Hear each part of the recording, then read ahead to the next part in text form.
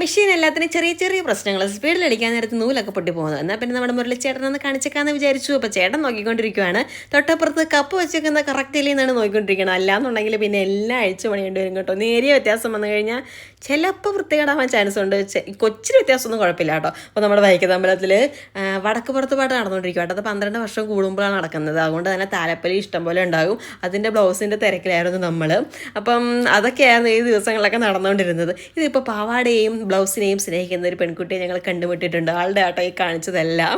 ഇതും ആദ്യം കാണിച്ച സെറ്റ് ഇപ്പോൾ ഇത് കാണിച്ചുകൊണ്ടിരിക്കുന്നത് ധാവണി സെറ്റ് ആട്ടോ. മറ്റേത് പാവാടയും ടോപ്പും പോലെ ഇടുന്ന സംഭവമാണ്. ഇത് നല്ല രസമായിട്ട് കാണാനായിട്ട്. നല്ല സോഫ്റ്റ് തുണിയാണ്, നല്ല സുഖമാണ്. ഇത് ഈ ഒരു സെറ്റായിട്ട് തന്നെ ഇങ്ങനെ കിട്ടുന്നതാണ്. ഷോള് വരുന്നത് ജോർജറ്റിൽ പട്ട പിടിപ്പിച്ചിട്ടായിരിക്കും വരുന്നത്. ഇതിപ്പോൾ രണ്ടാമത്തത് സ്കാലപ്പ് നെക്കിൽ നാക്ക് കുഴഞ്ഞു പോകുന്നു.